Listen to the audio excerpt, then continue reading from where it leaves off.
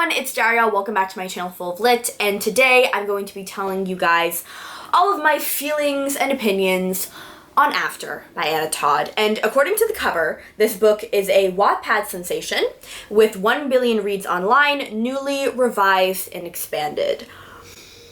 I mean, I don't know if revised is the right word that should be used in this situation, but we'll get to that later. So just a quick disclaimer before I get started, I am not trying to offend anybody or hurt anybody's feelings with this review. If you enjoyed After, if After is your favorite book, that's totally fine. We can have different opinions. You probably don't want to watch this video, but let's just all be civil and get started with the review. So I first heard about this book's existence from Laura over at Lovely Like Laura. I am a huge fan of hers. I always watch her videos, and she kept talking about this book, After. Laura was filming a bunch of update videos for her subscribers about After and the movie that is being made based on this book. So I started doing a little bit of my own research on this book and the movie that was being made. I started following the author on Twitter and Instagram. I was liking some of the photos because it looked promising. The actors who are playing in this film look like they have a lot of potential. And because I'm a reader, I wanted to check out the original material first before considering watching the movie. So I buy the book, get it on my Kindle, I start reading,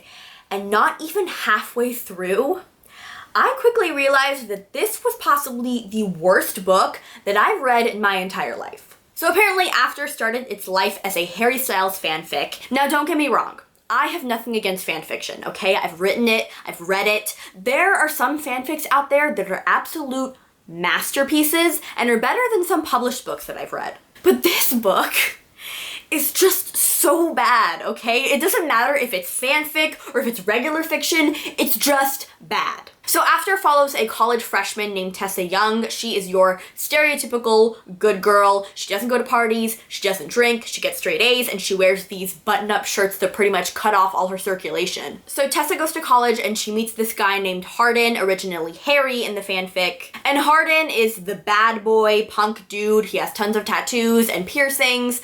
And what can I say about Hardin other than the fact that he is an asshole? This dude doesn't have a personality, okay? Neither of them do. The entire point of a romance novel is to make the reader root for the two main characters, both individually and as a couple. You're supposed to want them to be together. And Anna Todd failed on both those accounts because I genuinely did not give a shit about either of these people or whether they were together or not. I felt like this book kept trying to manufacture angst and tension that just wasn't there and didn't make sense. I was halfway through this book and these two had gotten back together and broken up at least 18 times. Even if you liked and shipped these two together, which I did not at all, but even if you did, how do you not get pissed off and annoyed at the fact that these two seem to break up and make up like every 5 pages? This is how the plot pretty much went. Hardin and Tessa would talk to one another, they would kind of get into an argument, and then like 2 seconds later in the next scene, they would make out or do something sexual, or they would talk or have some kind of conversation, and Tessa would think to herself, oh, maybe Hardin isn't so bad, I have really strong feelings for him, I think I might be in love with him. And then another few scenes later, they would get into another argument, and Tessa would say, you know what, I'm done with Hardin, I can't believe I ever thought I could have feelings with him, how could I let him have my body, blah blah blah. And then, just like rinse and repeat 82 times, and that's the plot of this book. Let's take a look at both of these characters individually, shall we? Tessa, she is the most judgmental, holier-than-thou person I've ever read about in any novel. My main issue with Tessa is that she had so much internalized misogyny and hatred for other girls, totally unnecessarily. I kid you not, every single female character she met in this book, she hated or judged them. So I'll give you guys some examples, all right? So Tessa at this part is moving into her dorm for the first time. She just met her new roommate, Stephanie, or Steph. And Steph, being a nice person, tells Tessa, hey, there's this party, I'm going with my friends, why don't you come with us? So then Steph tells Tessa, you can help me pick my outfit, she says. And then this is what Tessa thinks. The dresses she picks out are so inappropriate that I keep looking around for a hidden camera and someone to jump out and tell me this is all a joke. I cringe at each one. This stranger is being nice to you for no reason, to be honest, because Tessa had been judging her the minute she stepped through the door. And now you're gonna openly cringe and judge this girl because of what she wears? So then there's this character named Molly, whose only reason for existing in this book is to just make Tessa jealous, try to get with Hardin, and just make Tessa look like a better character by comparison. Like, Molly's this bad girl, she's promiscuous, she's bitchy, we're not supposed to like her, and oh my god, look at Tessa, and by comparison, Tessa's so sweet, Tessa's so pure, of course Hardin's gonna want Tessa. Like, just fuck off. So Molly shows up in the novel, and she's wearing a tank top and a leather skirt, and this is what our lovely Tessa has to say about that. It's only Tuesday, and she's already almost used up her skank quota for the week. We love feminism and girl power. So about 20 pages later, they're all sitting together playing Truth or Dare at a party or something. Molly is sitting on Hardin's lap, and this is what Tessa thinks about that. Molly is still perched on his lap like the whore she is. Oh my god, what the fuck? So according to Tessa, it is perfectly okay for her to make out with Hardin while she has a boyfriend and then lie about it and continue cheating. But God forbid that someone else sits on Hardin's lap, because then she's a whore. But you guys, don't even worry about it. In case you were worried, Tessa's slut-shaming and judgment is not just reserved for kind roommates who invite her out to places or girls who sit on the lap of the guy that she likes. No. Tessa's slut-shaming and judgment is also for complete strangers, people she doesn't even know the first name of. So Hardin shows up to this bonfire with a random girl that Tessa doesn't even know, and you know what, you guys, we love a self-aware queen, because this is what Tessa has to say. I know I am being rude by not introducing myself to this girl, but I can't help but dislike her already. And then a few lines later, when the girl simply asks, do they have food here? Tessa says that her voice is annoying.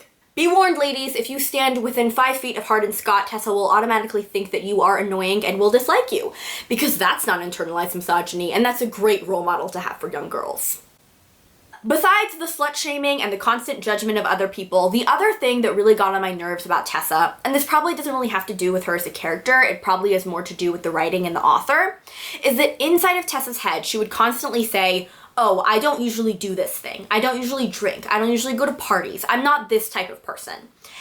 And then, not even 2 pages later, she would do exactly that thing. So I'll give you guys an example. At the start of the novel, Hardin and Tessa don't know each other. Hardin is in her dorm room because he's friends with Steph. And this is what Tessa says. I don't usually like conflict, and this boy, Hardin, seems like the last person I should start a fight with. And I shit you not, you guys, on the next page, 2 paragraphs later, Tessa says, your boyfriend is rude. The words tumble out before I can stop them. I just don't understand how you can say that you don't like conflict and then 2 seconds later try to start an argument with this guy and insult him. And it's not just this one moment. There's so many examples throughout the book where Tessa will say something like, oh, I don't usually go to parties and get drunk. And then she does exactly that. Oh, I'm uncomfortable with, getting naked in front of somebody. And then she takes off her clothes and goes into a lake to swim with Hardin. Like, it just doesn't make sense, and it makes her character seem so wishy-washy and underdeveloped and flat. So Tessa is the stereotypical good girl, so she's really into studying, she's really into academics, which is not an issue in and of itself. I like to study, I like school, but the problem came when there were these constant descriptions of her writing in her planner, planning out her day, where she had to be at what time. And there were also all these descriptions of her just getting ready, putting on clothes and doing her hair. Like, I don't care. I don't care if you wear the red shirt or the blue shirt or you braid your hair or you put it up in a ponytail. Like, that's not interesting to me. Why was there so much time wasted describing these things? I don't know. Maybe it's not a big deal to other people, but it annoyed the hell out of me the entire time I was reading this book. Another thing that annoyed me, let's be honest, so many things annoyed me when it comes to this book. But another thing is that the word assault was constantly used during consensual acts of intimacy, which doesn't make sense at all. So in the ebook, you can actually search for words. And so I'm going to type in the word assault and look how many options came up. What the actual fuck? And so many times it's used in consensual situations. Like this, for example.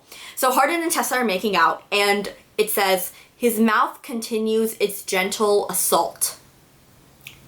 Just let that sink in, okay? Gentle assault. Could you think of 2 words in the English language that are more juxtaposed? And then it happens again. It says his gentle assault like 100 pages later when they're having sex. Like, why Why? I don't get it. There are so many words in the English language. Why do you have to use those two to describe a consensual activity? And then again, later in the novel, I'm not kidding you guys, it's used so many times. It says, Hardin continues his beautifully slow assault. Not only is it completely inaccurate, it's just cringy. Like, it's so cringy and it makes me so uncomfortable. Authors everywhere, please stop using assault when you're describing a consensual activity between two people. Stop. And speaking of assault, let's not forget the attempted sexual assault scene that appears in this book and appears in pretty much every single new adult and romance book. Like, I know that sounds shitty to say, but let's be honest, it's pretty much a staple of those genres. So Tessa is at a party at a fraternity, and she goes into a room to fall asleep with her friend Steph, and then this random drunk guy shows up and tries to assault her, and she runs out of the room. She knocks on Hardin's door because he lives in that fraternity, and he lets her in, and he asks her, did he touch you? And she says, no, he tried though. I was stupid enough to lock myself in a room with a drunk stranger, so I suppose it's my fault. The idea of that creep touching me makes me want to cry again. It's not your fault, that's what Hardin says, that he did that. You aren't used to this type of situation. So this scene is just so gross for so many different reasons, but there's two main ones that I want to touch upon. The first thing is that scenes like this only exist to make the hero seem like a better person. Basically, Hardin saves her, kind of, from this shitty, awful situation, and then now suddenly we as the reader are supposed to be okay with them getting together, and just, like, no offense, but I'm pretty sure it's basic human decency to help someone if they are in a dangerous situation. Like, I'm not gonna suddenly think the sun shines out of your ass because you help a girl who's in a situation of almost being assaulted. Secondly, this scene also exists to somehow create intimacy between the hero and the heroine, between Hardin and Tessa. And that is just so disgusting. On the next page, Hardin and Tessa kiss for the first time, and then they make out. It doesn't make any sense to me, and it's just so gross. Like, who in their right mind is going to want to make out with somebody and or have sex with them right after they've almost been violated and been in that kind of traumatic situation? Nobody is going to want to do that. Nobody. And yet in new adult books like this, it seems to be some kind of aphrodisiac. The main thing that makes this scene so gross and problematic is that no thought is given whatsoever to Tessa and how she might be feeling. If you're going to write an assault scene or an almost assault scene like this one, you have to talk about how the survivor and victim might be feeling. You can't just gloss over this and move on to a makeout session. That's not how this should be handled. This is an incredibly sensitive and important subject, and you can't just move on from it, okay? You have to show the ramifications of what happened, and that doesn't happen in this book. Hardin and Tessa never speak about what happened to her. They never talk about it again. And there's no consequences for the guy who tried to hurt her. He's never even brought up again. And it becomes so glaringly obvious that the only reason that the scene is even included is to somehow get Tessa into Hardin's room so they can make out and make Hardin seem like a hero. And that's just awful. Like, this book does not know how to address assault at all. Like, it's always just glossed over like it's no big deal. There's one part in the book, which I will show to you guys because I could not believe what the hell I was reading when I saw it. There's this scene where Hardin, Tessa, and a bunch of their group of friends are together at a party. Of course they're at a party. Why are there so many parties in this book? Anyway, they're all at a party, they're playing Truth or Dare, and then Tessa and this guy Zed, who is another guy in the group, he kind of has a crush on her. They get dared to go upstairs and do like a 7 Minutes in Heaven-esque type thing. So Zed and Tessa go upstairs. Tessa is drunk off her ass, and she tells him, oh, so what do you want to do? And he says, let's just talk, yeah, he says, and I nod and look down at the floor. Not that I wouldn't love to do many other things with you, but you're intoxicated and I don't want to take advantage of you.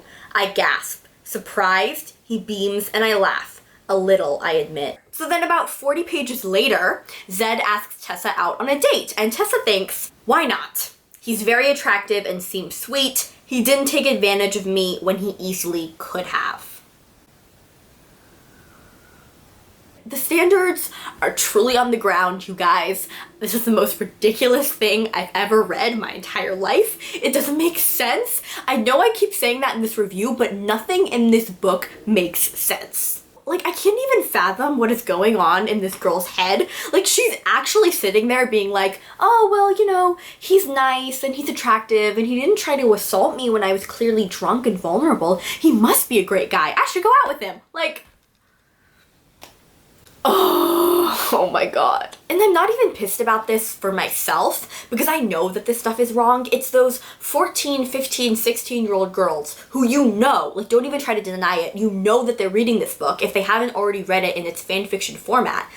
What kind of message is this to be sending to them? It's awful. There's another part of this book that really bothered me. It was only like a sentence, but I remember getting so pissed that I FaceTimed my friends in Seattle, like, to rant about this part. So in this scene, Hardin and Tessa are getting down and dirty. Tessa is touching Hardin and he orgasms, and this is what Tessa says in response to that. My chest heats, filling with a strange new sense that I'm now one step closer to being a woman. Like, what is going on? Like, genuinely, what is going on in this book? Did I miss the memo? Did I skip that day in sex ed where we learned that being a woman means that you get a guy off? Is that what being a woman is? Because that's such heteronormative, misogynistic bullshit. If there was a Venn diagram of getting a guy off and being a woman, those two circles wouldn't even overlap, if that makes sense. Probably makes more sense than this scene does, honestly. All right, you guys, so the time has come. The time has come to discuss Hardin Scott, who quite honestly doesn't really have a personality apart from having tattoos and being a manipulative, abusive asshole. Like, that's it. That's his character.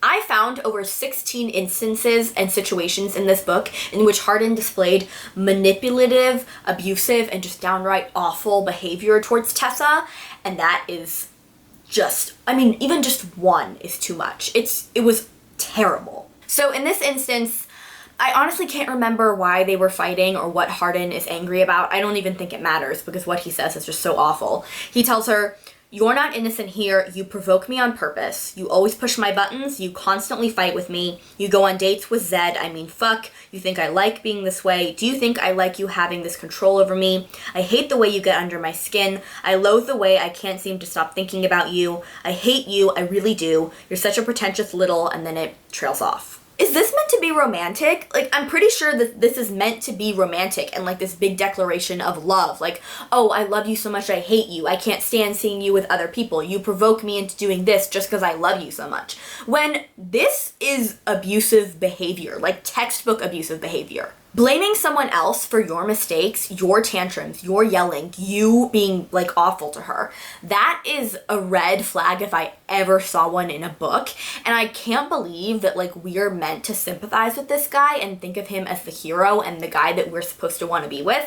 Like, I see people on Twitter being like, oh, I want a Hardin in my life. I want this. Like, no, you really don't, okay? And if there's a Hardin in your life, you should get him out of it because he's awful. And then at another point in the book, they've moved in together at this point, and Hardin comes home and Tessa's asking him about his job and his day, and he is being really curt with her, and he says, "You ask too many questions all the time. You don't need to know every detail about my life," which is like, you're living with this girl and you're upset that she's asking you about how your day went? Like, what the fuck? And she even kind of calls him out, but like, he just doesn't even acknowledge that. He doesn't acknowledge that he's being a total dick for no reason. And then a few pages later, he comes home after not telling her where he was all night, and he's drunk. And she tells him, like, hey, it's a school night, where have you been? And he says, it's a school night, he mocks me. Could you be more of a square? And then when she gets rightfully pissed at him for being a douche for no reason, he says, aw, baby, don't be mad at me. Do you really want me to go? You know what happens when I sleep without you. Like, oh my god, he was just such an asshole. And then he's like, oh, but I can't sleep without you and you don't want to make me upset. Like, you know how much I hurt when you're not sleeping next to me. Like, that is just so manipulative and disgusting. The other thing about Hardin is that he's just violent. Like, physically violent with other people for no goddamn reason. There's another scene where they're at a party and there are a few people there that Hardin doesn't really like, and they're all playing the game Suck and Blow, which if you don't know what it is, basically you have the people all in a circle and you've got a piece of paper or a playing card and you pass it along through your mouth, and if the card falls, you have to kiss the other person. So naturally the card falls when it gets to Tessa and the guy leans in to kiss her, and then Hardin just goes berserk. He starts beating this guy to a pulp. It was scary. When Tessa's watching, she says, "For a second, I wonder if Hardin would have done the same were we on the concrete porch or near the fire pit stones. And I feel like my answer comes in the form of Hardin raising one fist high and slamming it into Dan's jaw." Like, oh my god, you are literally standing there thinking that your boyfriend, or whatever the hell he is capable of beating someone possibly to death. And you're okay with that? And then a few pages later in the same chapter, Tessa says, "Even though I just witnessed him completely losing his temper in the worst way possible, I know that he would never physically hurt me."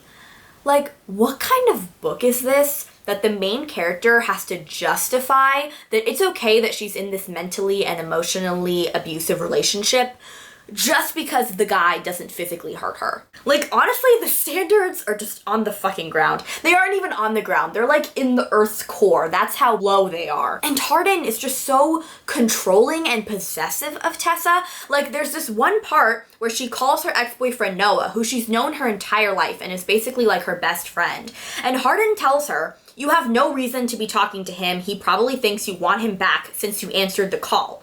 Call him right now and tell him not to call again." Who are you? Who do you think you are to tell her who to talk to? If she wants to talk to her ex-boyfriend, she can. Like, why are you so freaking insecure? Don't project that on her. And then, of course, the cherry on top is when Hardin says, "I won't let him try to take what is mine."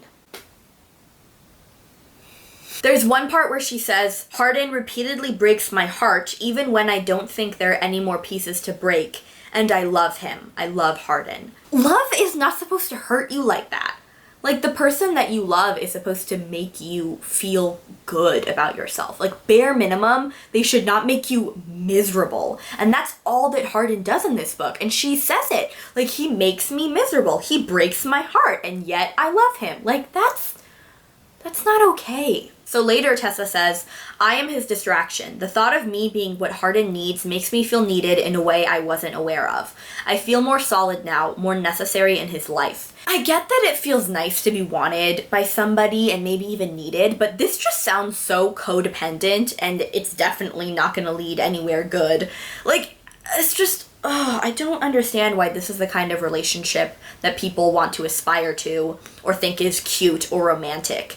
Because it's none of those things. And I understand that there's some people who may say, you know, I don't necessarily want a relationship like theirs. I don't necessarily want a guy like Hardin. I just think it's fun and I just want to read it, which is fine. If that's you, then that's fine. But there are some people, some younger people, who might be reading this and internalizing what they're reading and thinking that it's okay for someone that they love to act like Hardin and that it's desirable for someone to be possessive and manipulative and, you know, love you so much that they hate you, when that's not what a relationship should be, not what a healthy one should be. And then there's this other part. Like, I know it seems like I'm overloading you guys with a lot of quotes from the book, but I need you to know that I'm not just like pulling this out of my ass. Like, there are actual awful, abusive things in this book. Listen, Tessa says, "I feel like we've gone back in time to when I first met him and he would purposefully make me cry on an almost daily basis." And then I think Hardin says something that makes her upset, and she says, "He said it that way just to hurt me." Like, he's purposefully trying to hurt her. He would make her cry every single day. Like, this is not okay. Why was this published? Why is this being made into a movie? While I was reading this, I just felt so sad for Tessa because she has moments that I've shown you guys that she knows that she's in a bad relationship. She knows that Hardin is toxic and manipulative and abusive. And yet the narrative keeps pushing her back to him, saying that it's okay because they love each other. It's okay for them to be together and for these kinds of stuff to happen. Like I said at the beginning of this video, I was doing a little bit of research. I was just looking at Twitter and Instagram, to be honest with you.